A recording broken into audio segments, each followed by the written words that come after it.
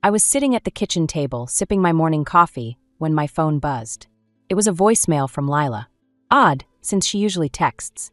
I pressed play, expecting her cheerful voice, but instead there was silence. A long, unnerving silence. Then, just before it ended, I heard something. A faint, muffled cry. It sent a chill down my spine. My name is Margot, and I'm a dental hygienist.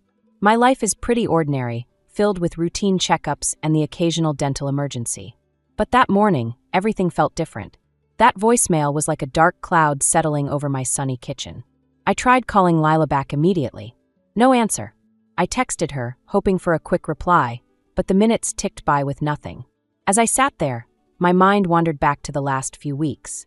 Lila had been withdrawing from family events, always with some vague excuse. I'd brushed it off as her being busy with work or just needing space. But now I couldn't shake the feeling that something was wrong. Ethan, my husband, walked in, still in his pajamas. "You look worried," he said, pouring himself a cup of coffee.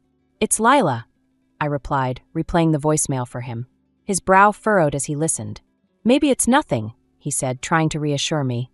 "You know how phones can be." I nodded, but my gut told me otherwise. "I think I need to go see her," I said, standing up and grabbing my keys. Ethan didn't argue. That's one of the things I love about him. He's always been my rock, supporting me even when I'm chasing shadows.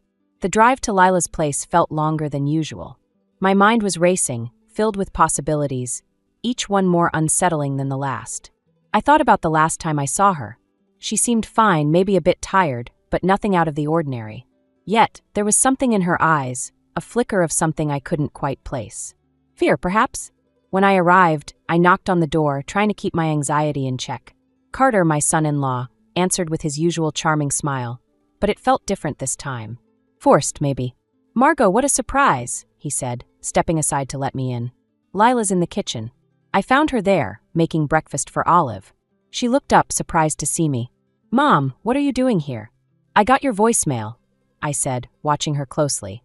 Her face went blank for a moment, then she forced a smile. Oh, that must have been Olive playing with my phone. I wanted to believe her, but something in her voice didn't sit right. I watched as she turned back to the stove, her movements a bit too deliberate. Olive was sitting at the table, drawing. She looked up and gave me a big smile, completely oblivious to the tension in the room. Carter joined us, leaning against the counter. "Everything okay?" he asked, his eyes darting between Lila and me. "Just checking in," I said casually, though my heart was pounding. "We missed you at dinner last weekend." Lila shrugged, not meeting my gaze. "Work's been crazy." We made small talk, but the air felt thick with unspoken words. Lila seemed distracted, her eyes flicking to Carter whenever he spoke. I noticed the way she flinched slightly when he touched her shoulder. It was subtle, but it was there. As I left, I hugged Lila a little tighter than usual. "Call me if you need anything," I whispered, hoping she'd hear the deeper meaning. Driving home, I couldn't shake the feeling that something was terribly wrong. I thought about the voicemail, the silence, and that faint cry. It echoed in my mind, urging me to dig deeper. I knew I had to find out what was really going on, even if it meant uncovering something I wasn't ready to face. That night, as I lay in bed, the question lingered in my mind. What was Lila hiding, and how far was I willing to go to protect my daughter? The next day, I found myself back at Lila's doorstep. I hadn't planned on visiting again so soon, but I couldn't shake the feeling that something was bubbling beneath the surface. As I knocked, I rehearsed my lines in my head, trying to sound casual yet concerned. Lila opened the door, her eyes widening in surprise. "Mom, you're back already?" I shrugged, trying to play it cool. "Thought I'd drop by. Maybe take you and Olive out for lunch." She hesitated, glancing over her shoulder. "Carter's home today. Maybe another time." I could feel the tension in her voice, like a tightly wound coil ready to snap. "Just a quick bite," I insisted. "I miss spending time with my girls." Carter appeared behind her, his smile as polished as ever. "Margot, twice in 2 days? We're honored." I forced a smile, feeling the insincerity seep through his words. "What can I say? I love my family." Lila looked between us, her eyes flickering with something I couldn't quite read. Fear? Resignation? Whatever it was, it made my heart ache. "Actually," Carter said, wrapping an arm around Lila's shoulders, "we were just about to head out ourselves." "Where to?" I asked, trying to keep the conversation light. "Just errands," Lila replied quickly, her eyes avoiding mine.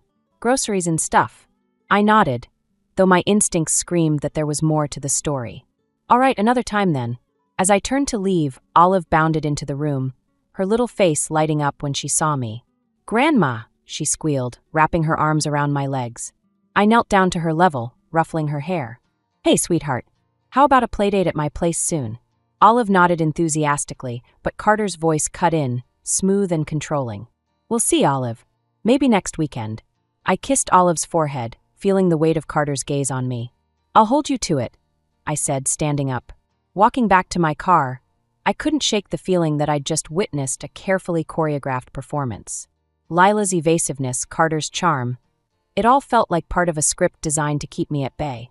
Back home, I found Ethan in the garage, tinkering with his latest project.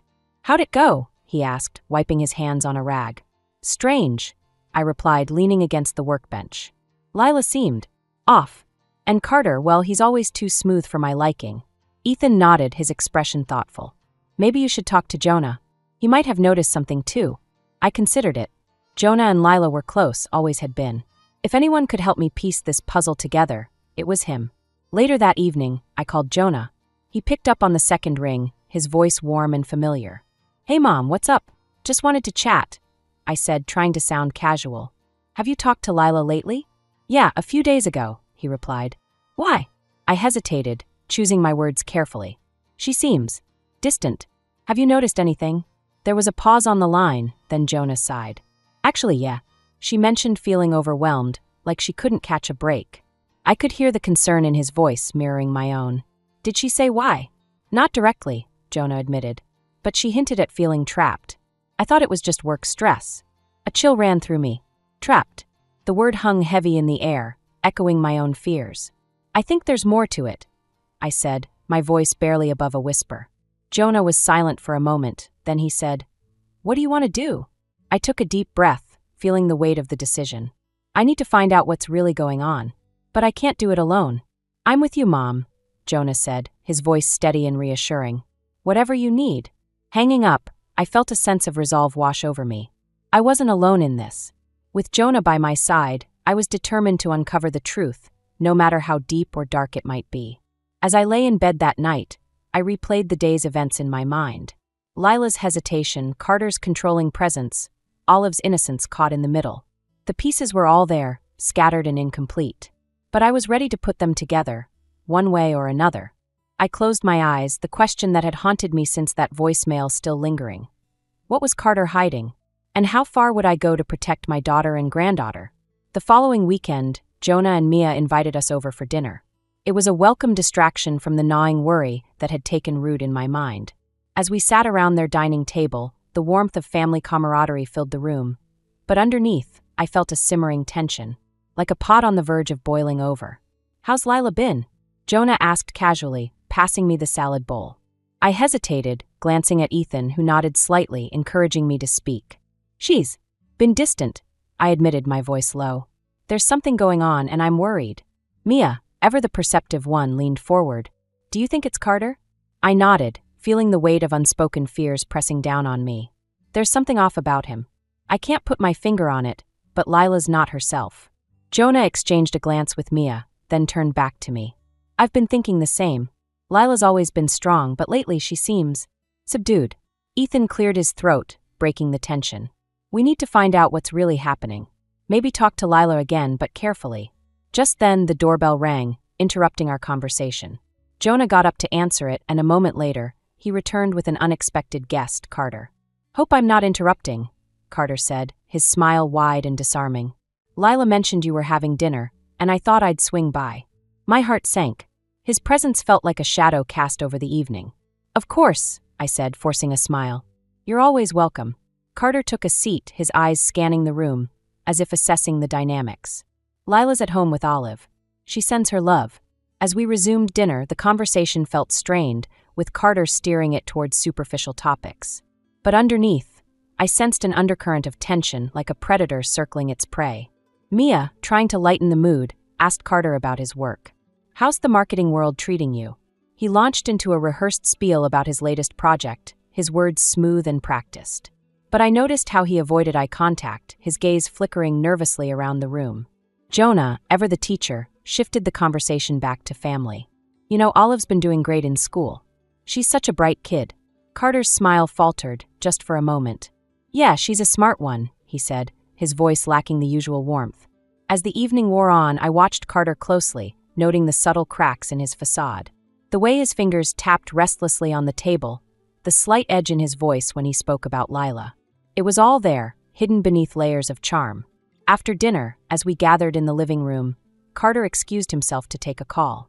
As soon as he was out of earshot, Jonah turned to me. Did you see that? I nodded, my heart pounding. He's hiding something. I can feel it. Mia looked concerned. What do we do? I took a deep breath, feeling the weight of the decision. We need to dig deeper. Find out what he's really up to. Just then, Carter returned, his expression unreadable. Sorry about that, he said, slipping his phone into his pocket. Work never stops, does it? We all forced smiles, the tension palpable. As the evening drew to a close, Carter said his goodbyes, his charm back in place. But as he left, I caught a fleeting look in his eyes, one that sent a shiver down my spine. It was a look of control, of someone who knew they held the upper hand. Driving home, I replayed the evening in my mind, the pieces of the puzzle slowly coming together. Carter's unexpected visit, his restless demeanor, the way he seemed to monitor us. It all pointed to something deeper, something darker. I glanced at Ethan, who was staring out the window, lost in thought. We need to act, I said, breaking the silence. Before it's too late. Ethan nodded, his expression grim. We'll figure it out, Margot. Together. As we pulled into the driveway, I felt a renewed sense of determination. I didn't know what Carter was hiding, but I was more resolved than ever to protect my family. No matter what it took, I would uncover the truth and bring my daughter back from the shadows. The next morning, I sat at the kitchen table, staring at the untouched cup of coffee in front of me. It was one of those rare moments when the house was silent, and I could almost hear my own thoughts weaving a tangled web of worry and determination. I knew I had to confront Lila, but the fear of pushing her away gnawed at me. Ethan walked in, sensing my unease. You look like you've been up all night, he said, taking a seat across from me.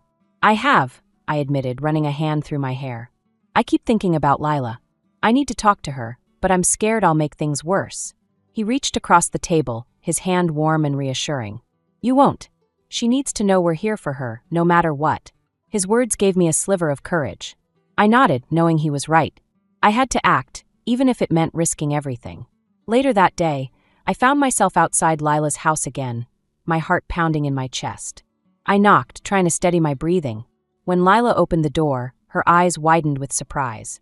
Mom, what are you doing here? She asked, her voice a mix of curiosity and apprehension. I need to talk to you, I said, my voice steady despite the turmoil inside. Can we go for a walk? She hesitated, glancing back into the house. Carter's out, she said finally, stepping outside and closing the door behind her. As we walked down the street, I chose my words carefully. Lila, I've noticed you've been distant. And I know something's wrong. She looked straight ahead, her face a mask of composure. I'm just busy, Mom. You know how it is. I stopped walking, turning to face her. Lila, I got a voicemail from you. It was just silence and a cry. I'm worried. Her facade cracked just for a moment, and I saw a flicker of fear in her eyes. That must have been a mistake, she said, her voice barely above a whisper. Lila, you can tell me anything, I urged, my heart aching for her. She sighed, looking down at her feet. It's complicated, Mom. Carter, he just gets stressed sometimes. I felt a surge of anger, not at her, but at the situation that made her feel trapped. Lila, this isn't just stress. I'm here to help you, but you have to let me. She bit her lip, her eyes glistening with unshed tears. I don't know what to do, she confessed, her voice breaking. I reached out, pulling her into a hug. We'll figure it out together, I promised, feeling her tremble in my arms. As we stood there, I realized the depth of her fear, and it only fueled my resolve. I had to protect her, no matter the cost. That evening, back at home, I shared the conversation with Ethan. She's scared, Ethan. Really scared. He nodded, his expression grim. We need to find something concrete, something that can help her. Just then, my phone buzzed with a text from Jonah. Found something. Can we meet? Ethan and I exchanged a look, our hearts in sync with the urgency of the situation. We drove to Jonah's place, where he greeted us with a folder in hand. I did some digging, Jonah said, his voice low. Carter's got a history. Financial troubles, shady business deals. It's all here. I flipped through the papers, each revelation like a punch to the gut. Why didn't we see this before? I asked, feeling a mix of anger and guilt. He's good at hiding it, Jonah replied. But this gives us leverage. We can use it to help Lila. Ethan nodded, his jaw set with determination. We need to show this to Lila. She needs to know she has options. As we sat there, the weight of our discovery hung heavy in the air. It was a turning point, a chance to shift the power dynamic and give Lila the courage to break free. But just as we were making plans, Jonah's phone buzzed. He glanced at it, his face paling. "It's Lila," he said, his voice urgent. "She's asking for help. Now." The room went still, the gravity of the situation sinking in. We had to act, and fast. The stakes had never been higher, and the time for waiting was over. As we rushed to her aid, I felt a fierce protectiveness surge within me. This was my family, and I would do whatever it took to keep them safe. The road ahead was uncertain, but I knew we had to face it together, armed with the truth and the unbreakable bond of family. As we sped towards Lila's house, the air was thick with urgency. Jonah drove, his knuckles white on the steering wheel, while Ethan sat beside him, silent but alert. I was in the back seat, clutching my phone, waiting for any updates from Lila. The message had been brief, just enough to convey the desperation in her voice. "Help. Now." When we arrived, the front door was ajar, swinging slightly in the breeze. My heart pounded as I pushed it open, calling out for Lila. The house was eerily quiet, each step echoing in the silence. "Lila," I called, my voice trembling. There was a faint sound from upstairs, a muffled sob. I rushed up the stairs, Jonah and Ethan close behind. We found Lila in Olive's room, holding her daughter close. Olive was crying, her small frame shaking with fear. "Lila, what happened?" I asked, kneeling beside them. She looked up, her face streaked with tears. "Carter. He just snapped. I told him I needed space, and he lost it." Ethan crouched down, his voice calm but firm. "Where is he now?" Lila shook her head. "He stormed out. I don't know where he went." I pulled her into a hug, feeling the weight of her fear. "You're safe now," I whispered, though the words felt hollow. The threat of Carter still loomed large. Jonah looked around, his expression tense. "We need to get you both out of here, just in case he comes back." Lila nodded, her resolve hardening. "I can't stay here. Not anymore." As we gathered their things, I felt a mix of relief and dread.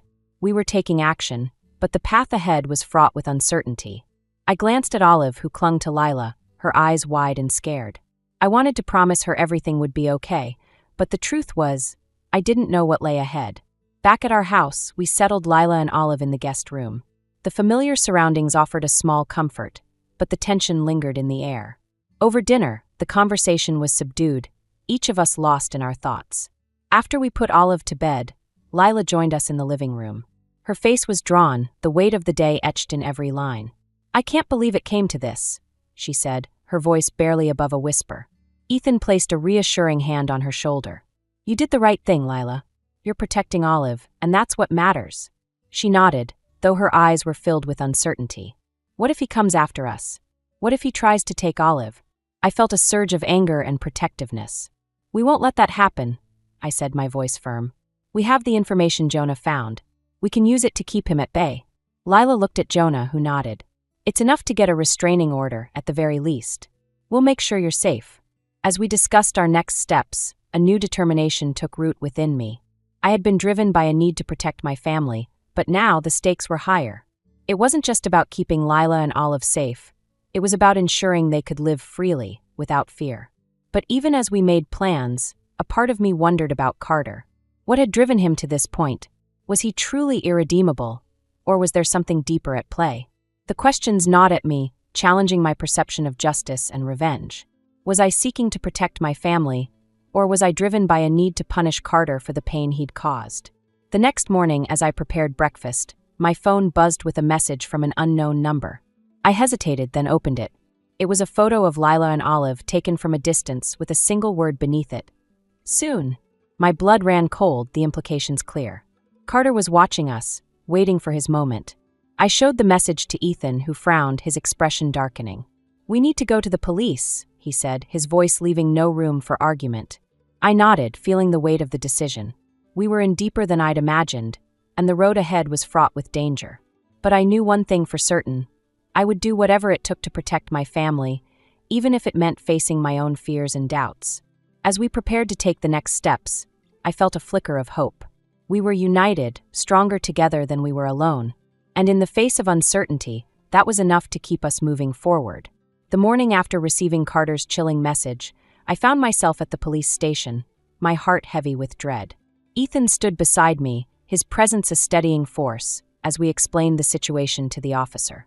Lila sat quietly, holding Olive on her lap, her eyes shadowed with exhaustion and fear. "We need protection," I said, my voice firm despite the anxiety knotting my stomach. "Carter's been threatening us." The officer nodded, taking notes. "We can issue a temporary restraining order, but you'll need to provide evidence of these threats." I handed over the folder Jonah had compiled, the weight of its contents pressing down on me. This should be enough. After what felt like an eternity, we left the station with a promise of action, but the reassurance felt hollow. The system moved slowly, and Carter was unpredictable. As we drove home, the reality of our situation settled over me like a dark cloud. We were doing everything we could, yet it felt like we were always one step behind. Back at the house, Lila and Olive retreated to their room, while Ethan and I sat in the living room, the silence between us heavy with unspoken fears. "What if this isn't enough?" I asked, my voice barely above a whisper. Ethan sighed, rubbing his temples. "We have to believe it will be. We can't let him win by living in fear." His words were meant to comfort, but the nagging doubt remained. I felt like we were fighting a battle on shifting sands, never sure of our footing. Just then, Jonah arrived, his expression tense. "I did some more digging," he said, handing me a new set of documents. "Carter's been making some shady deals. If we can expose him, it might help." I glanced through the papers, feeling a flicker of hope. "This could work," I said, though my voice lacked conviction. The stakes were high, and the risks even higher. As we discussed our next steps, the doorbell rang. My heart leapt into my throat, fear gripping me. Ethan went to answer it, and I held my breath, expecting the worst. But it was just Mia, her face a mix of concern and determination. "I thought you might need some backup," she said, joining us in the living room. Her presence was a balm, reminding me that we weren't alone in this fight. We had family, and that was our greatest strength. As the day wore on, we planned and prepared, but the tension never left the room. Each sound outside made me jump. Every ring of the phone sent a jolt of fear through me. It was a waiting game, and the uncertainty was suffocating. That evening, as we gathered for dinner, Lila spoke up, her voice tremulous but steady. "I can't keep living like this," she said, her eyes meeting mine. "I need to take control." I reached across the table, squeezing her hand. "We're with you, whatever you decide." She nodded, drawing strength from our support. "I want to confront him. I need to tell him it's over." The thought of facing Carter made my blood run cold, but I understood Lila's need for closure. It was a risk, but one she was willing to take. As we solidified our plan, a sense of resolve settled over us. We were taking back control, refusing to be victims any longer. But even as we prepared, a part of me feared the unknown. Carter was unpredictable, and I couldn't shake the feeling that he had one last card to play. The next day, as we set out to meet Carter, my heart was a storm of emotions. Fear, anger, determination. They all swirled within me, pushing me forward even as doubt whispered at the edges of my mind. We arrived at a neutral location, a small cafe where Lila had arranged to meet Carter. I watched from a distance, my heart in my throat as she approached him. Ethan and Jonah flanked me, ready to step in if needed. As Lila spoke to Carter, I saw the tension in her posture, the way she squared her shoulders against his presence. Their conversation was too far away to hear, but I could see the anger in Carter's eyes, the way his hands clenched into fists. Suddenly, Carter's demeanor shifted, his expression turning cold and calculating. He said something, and Lila's face went pale. She turned to us, her eyes wide with fear. "He's threatening to take Olive," she said, her voice shaking as she reached us. The words hit me like a punch to the gut, the final twist in a nightmare that seemed never-ending. We had pushed Carter into a corner, and now he was lashing out with everything he had. As we regrouped, the enormity of the situation crashed over me. We were fighting for Lila's freedom, for Olive's future, and the path ahead was more uncertain than ever. But in that moment, surrounded by my family, I felt a fierce determination rise within me. We would not be defeated. We would stand together, no matter what came next. The air was thick with tension as we approached Carter's house, the setting sun casting long shadows across the driveway. This was it, the moment we had been building towards, the confrontation that would determine our future. I felt a mix of fear and determination coursing through me. each step forward a battle against the instinct to turn and run. Ethan, Jonah, and I moved as one, a united front. Lila was with us, her resolve steely despite the tremor in her hands. Olive was safely with Mia, away from the chaos that was about to unfold. We knocked on the door, and it swung open to reveal Carter, his expression a mask of surprise quickly replaced by a smirk. "Well, this is unexpected," he said, leaning against the doorframe with feigned nonchalance. "We need to talk," Lila said, her voice steady. Carter's eyes flicked to me, then back to Lila. "Is this some kind of intervention?" "You could say that," Jonah replied, his voice calm but firm. "We know what you've been doing, Carter." Carter's smirk faltered, a flicker of uncertainty crossing his face. "I have no idea what you're talking about." Lila stepped forward, her gaze unwavering. "It's over, Carter. I'm done living in fear." For a moment, Carter said nothing, his eyes narrowing as he assessed the situation. Then, with a sudden burst of anger, he slammed the door shut, locking us out. I felt a surge of panic, but Ethan was already moving, pounding on the door. "Carter, open up. We just want to talk." There was a tense silence, and then the door opened again, Carter's demeanor cold and calculating. "Fine. Let's talk." We entered the house, the familiar surroundings now tinged with a sense of foreboding. Carter led us to the living room, where we all stood, the air crackling with tension. "You think you can just walk in here and tell me how to live my life?" Carter said, his voice laced with bitterness. "You have no idea what it's like." "I know enough," Lila replied, her voice strong. "Enough to know I deserve better. Olive deserves better." Carter's eyes flashed with anger, but there was something else there too, a vulnerability, a crack in his armor. "I was trying to protect us," he said, his voice dropping. "By controlling us?" Lila shot back, her words sharp. "That's not protection, Carter. That's fear." As they spoke, I watched Carter closely, seeing the battle waging within him. He was a man cornered, his facade crumbling under the weight of his own insecurities. "You think you're so righteous," Carter said, turning his gaze to me. "But you don't know what it's like to feel powerless." I stepped forward, my heart pounding. "I know more than you think," I replied, my voice steady. "And I know that power doesn't come from control. It comes from love and respect." Carter's expression wavered, and for a moment, I saw the man beneath the mask, a man driven by fear and insecurity, trapped in a cycle of his own making. The room was silent, the tension palpable. Then, in a move that surprised us all, Carter sank into a chair, his head in his hands. "I don't want to lose Olive," he said, his voice breaking. Lila knelt beside him, her anger tempered by compassion. "You need help, Carter. We can't do this anymore." For a moment, it seemed like the confrontation would end in a stalemate, but then Carter looked up, his eyes filled with a mix of desperation and surrender. "I don't know how to change," he admitted, the words raw and vulnerable. It was the unexpected twist we hadn't anticipated, a moment of clarity in the midst of chaos. Carter wanted to change, but he didn't know how. "We'll help you," Lila said softly, her voice filled with a resolve that surprised even me. "But you have to let us go." Carter nodded, the fight leaving him. "Okay," he said, his voice barely above a whisper.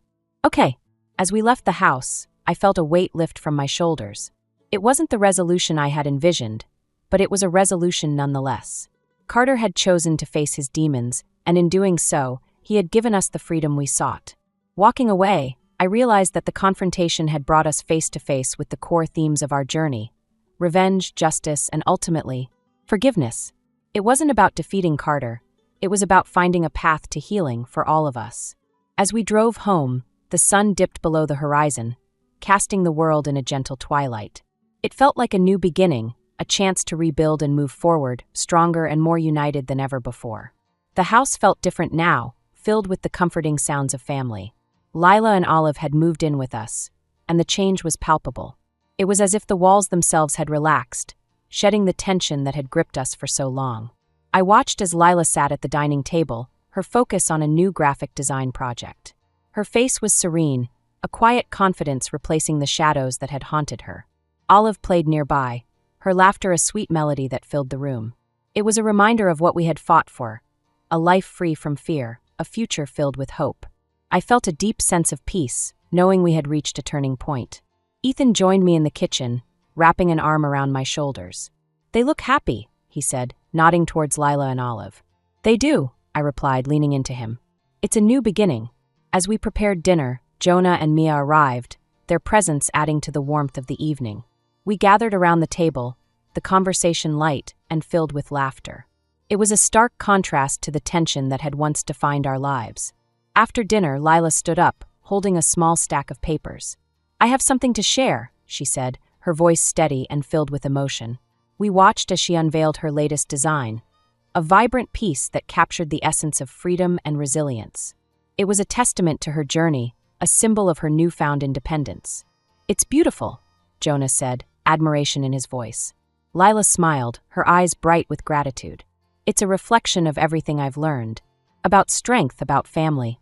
We applauded, the room filled with a sense of accomplishment and unity. It was a moment of closure, a reminder of how far we had come. Later, as the evening wound down, Lila handed me an envelope. "This came for you," she said, her tone thoughtful. I opened it, finding a letter from Carter. His words were unexpected, a heartfelt apology, an acknowledgement of his faults, and a plea for forgiveness. It was a twist I hadn't anticipated, a reminder that redemption was possible, even for him. I read the letter aloud, the room silent as we absorbed its contents. Carter's words were sincere, filled with a vulnerability that hinted at change. "What do you think?" Ethan asked, his voice gentle. "I think it's a start," I replied, folding the letter.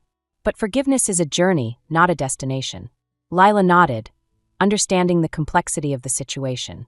"I hope he finds peace," she said softly, her eyes meeting mine. As we sat together, I reflected on our journey. We had faced challenges that tested us, pushed us to our limits. But through it all, we had emerged stronger, more united than ever before. The themes of revenge and justice had woven through our story, shaping our actions and decisions. But in the end, it was love and forgiveness that had guided us towards healing. As the night drew to a close, I felt a sense of closure, yet a lingering question remained. Could Carter truly change? Would he find the redemption he sought? It was a question that hung in the air, a reminder that life was filled with uncertainties. But as I looked around at my family, I knew we would face whatever came next together. Our journey was far from over, but we were ready for whatever lay ahead.